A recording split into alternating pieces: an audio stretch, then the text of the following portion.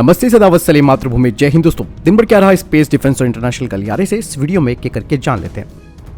पहली अपडेट तेजस fighter jet को लेकर आ रही है। दरअसल दोस्तों, आपको मालूम होगा कि अर्जेंटीना अपने फाइटर जेट टेंडर के विजेता की घोषणा करने वाला था इस साल दिसंबर के अंत में, लेकिन अब खबरें सामने आ रही है कि अर्जेंटीना ने अपने इस टेंडर के विजेता की जो घोषणा करनी थी उसे अगले साल के लिए बढ़ा दिया है, यानी कि 2023 में अब फैसला किया जाएगा। जिसके पीछे का कारण ये है कि जो अर्जेंटीनाई एयरफोर्स के जो लोग थे उन्होंने अमेरिकी F-16 और भारतीय तेजस लाइट कॉम्बैट एयरक्राफ्ट का मूल्यांकन काफी देरी से किया। दरअसल भारत ने तेजस मार्क 1A के मॉडिफाइड वेरिएंट को अर्जेंटीना के सामने रखा है और HAL अर्जेंटीना के इस टेंडर में अभी भी कंटेंडर बना हुआ है। बढ़ते हैं अगली अपडेट की तरफ, जो कि T-90 मेन बैटल टैंक को लेकर आ रही है। Heavy vehicle factory awardee T-90 main battle के जो ओरिजिनल बैचेस हैं उन्हें अपग्रेड किया जाएगा, जो कि रूस से नॉकडाउन कंडीशन में भारत आए थे। कहा जा रहा है कि अब इनका पूरा ओवरहॉल किया जाएगा।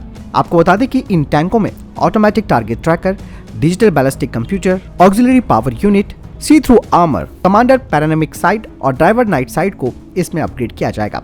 इसके अलावा जो अगला बैच आएगा T-90 टैंक्स का, उनमें और भी ज्यादा अपग्रेडेशन किया जाएगा, जिसमें कि स्पेशलाइज्ड टेक्नोलॉजी का इस्तेमाल किया जाएगा। खास करके इनमें loitering ammunition, artificial intelligence, drone का इंटीग्रेशन और एक्टिव डिफेंस सिस्टम इनमें लगाया जाएगा। बढ़ते हैं अगली अपडेट की तरफ। दोस्तों, यंत्रा शिपयार्ड रशिया के सीईओ ने कहा है कि भारत की पहली एडवांस तलवार क्लास फ्रिगेट आइनस तुशील का मोरिंग ट्रायल्स किया जाएगा, जिसमें कि इसके मेन पर्पजर मशीनरी और ऑन बोर्ड इक्विपमेंट के साथ साथ मशीनरी का ट्रायल किया जाना है और ये 2023 के मध्य तक भारत आ जाएगी। यही नहीं, इसके अलावा उन्होंने कहा कि दूसरी फ्रिगेट आइनस तमला की लॉन्चिंग की तैयारी शुरू हो चुकी है और इसके अलावा आपको मालूम है कि दो जो फ्रिगेट्स हैं वो भारत में बनाई जानी है, जिसे कि गोवा शिपयार्ड लिमिटेड बनाएगा और इन दो में से एक को जून 2026 और दूसरी को दिसंबर 2026 तक भारतीय नौसेना को दे दिया जाएगा। बढ़ते हैं अगली अपडेट की तरफ। दोस्तों, भारत इलेक्ट्रॉनिक्स लिमिटेड ने DRDO की centre for high energy system and science के साथ एक लाइसेंस एग्रीमेंट किया है, जिसके तहत ट्रांसफर ऑफ टेक्नोलॉजी के माध्यम से Bharat electronics limited multi kilowatt beam directed optical channels को तैयार करेगा, जो कि किसी भी laser beam directed energy system का मेन कोर होता है। बढ़ते हैं अगली अपडेट की तरफ। दोस्तों, भारतीय सेना ने 1612 ballistic shield, 7000 body warmer camera system और 15000 बैलिस्टिक हेलमेट की खरीद को मंजूरी दी है, जो कि फास्ट ट्रैक प्रोसीजर और बाय इंडियन कैटेगरी के तहत खरीदे जाएंगे। और ये जो बैलिस्टिक हेलमेट है उनका बोल्ट फ्री डिजाइन होना चाहिए। साथ ही इसमें इन सर्विस यानी कि जो मौजूदा नाइट विजन डिवाइसेस है उन्हें लगाए जाने में सक्षम होना चाहिए और साथ ही साथ ये जो हेलमेट्स हैं ये हार्ड स्टील कोर बुलेट्स के खिलाफ प्रभावी होने चाहिए। बढ़ते हैं अगली अपडेट की तरफ। दोस्तों, डिफेंस एक्विजिशन काउंसिल ने एक्सेप्टेंस ऑफ नेसेसिटी प्रदान करी है 9x19 मिलीमीटर की पिस्टल की खरीद की, जिनकी 5000 यूनिटें खरीदी जाएंगी और इन्हें भी बाई इंडियन कैटेगरी और फास्ट ट्रैक प्रक्रिया के माध्यम से खरीदा जाएगा। और बता दें कि इनका वजन 2.5 किलोग्राम से ज्यादा नहीं होना चाहिए, वो भी बिना मैगजीन के, और इनकी रेंज 100 मीटर होनी चाहिए और इसकी मैगजीन की क्षमता 30 राउंड्स की होनी चाहिए और इसका रेट ऑफ फायर 600 राउंड पर मिनट होना चाहिए और सर्विस लाइफ 10 साल की होनी चाहिए। बढ़ते हैं अगली अपडेट की तरफ। आप सबको मालूम है कि अर्मीनिया ने भारत से Pinaka multi barrel rocket launching system की खरीद के लिए ऑर्डर दिया हुआ है। ऐसे में मिर्ची लगी है अजरबैजान को। अब अजरबैजान की तरफ से ये कहा जा रहा है कि पिनाका MBRL का अर्मीनिया को देना इस क्षेत्र में एक बड़ा खतरा पैदा करेगा। आपको बता दें कि अभी हाल ही में एक टीवी इंटरव्यू के दौरान अजरबैजान के एक्सपर्ट्स ने इस बात को कहा है। उन्होंने कहा कि अर्मीनिया को जो भारतीय हथियार प्रणाली मिल रही है, जिसमें कि पिनाका रॉकेट प्रणाली है, वो एक बड़ा खतरा यहाँ पर पैदा कर सकती है। इसके अलावा उन्होंने भारत पर आरोप लगाते हुए कहा कि भारत को पाकिस्तान और अजरबैजान की जो दोस्ती है वो पसंद नहीं है, जिसकी वजह से भारत और अर्मीनिया के बीच में हथियारों की डील शुरू हो गई है।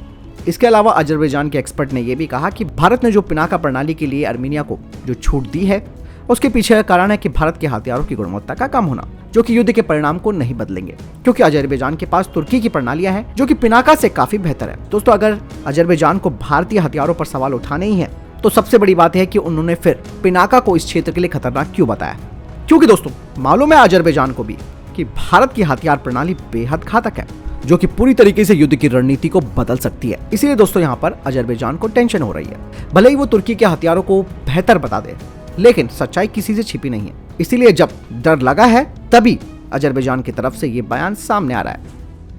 बढ़ते हैं अगली अपडेट की तरफ, जो कि एक दुखद खबर है। दोस्तों, उत्तरी कश्मीर के सीमावर्ती कुपवाड़ा जिले के माचिल सेक्टर में कल एवलांच की चपेट में भारतीय सेना के 3 जवान आ गए, जिसमें कि ये तीनों ही जवान वीरगति को प्राप्त हो गए। आपको बता दें कि ये जो हिमस्खलन हुआ था वो अचानक से आया, जिसमें कि ड्यूटी पर तैनात तीनों जवान दब गए।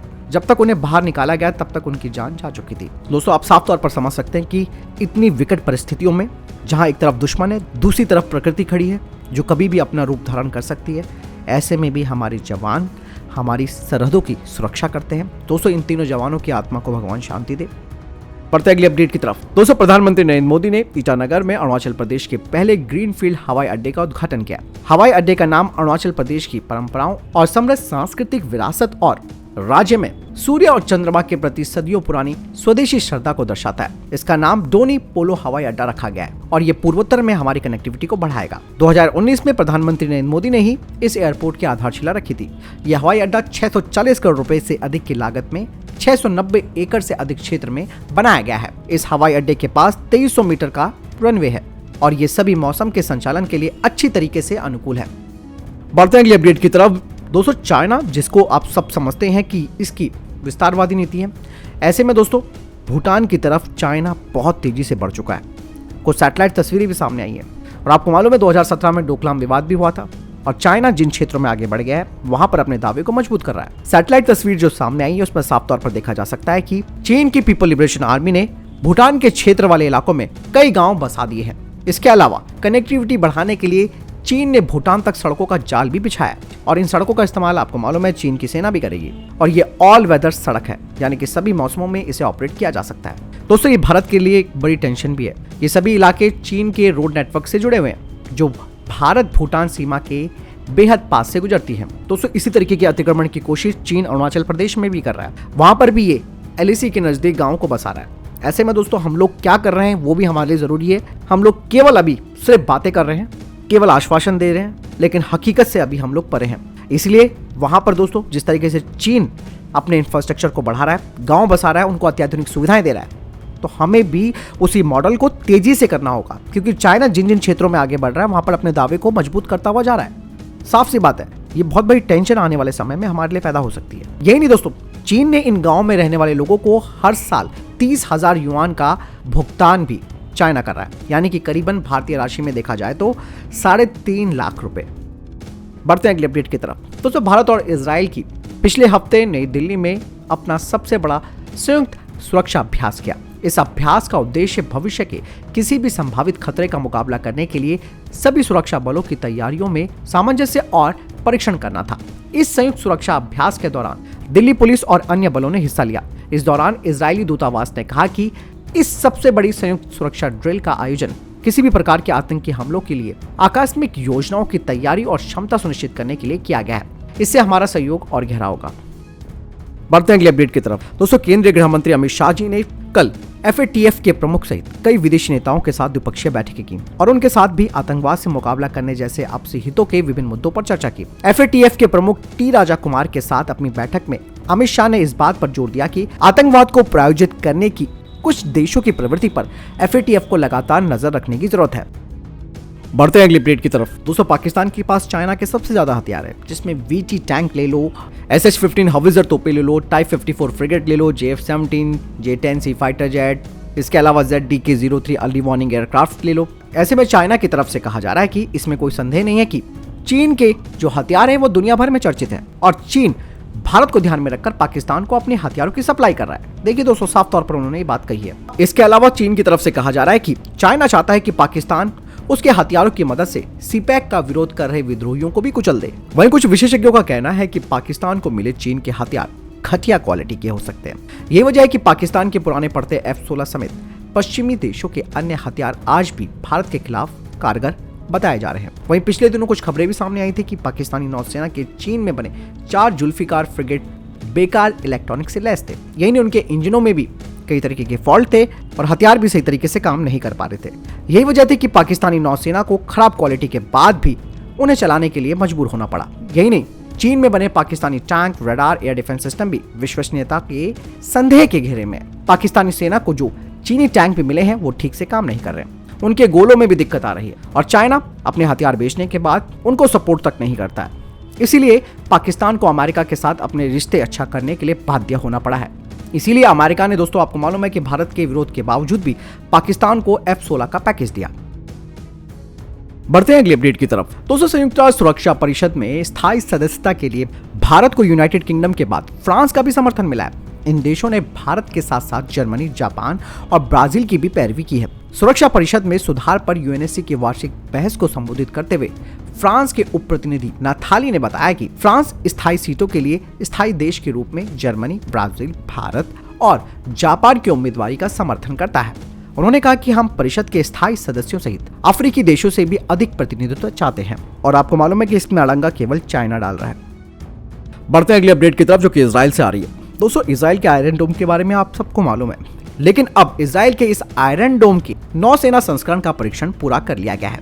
अभी हाल ही में इजराइल ने सार 6 क्लास की कॉर्वेट से सी डोम मिसाइल डिफेंस सिस्टम का परीक्षण किया है। सी डोम आयरन डोम सिस्टम का एक समुद्री कॉन्फ़िगरेशन है जिसे इजराइल ने पिछले 1 दशक में हजारों रॉकेटों और अन्य खतरों को रोकने के लिए जमीन पर इस्तेमाल किया है और इजरायली एरोस्पेस इंडस्ट्री अल्टा रडार बनाती है और एम्प्रेस्ट कमांड एंड कंट्रोल का निर्माता है।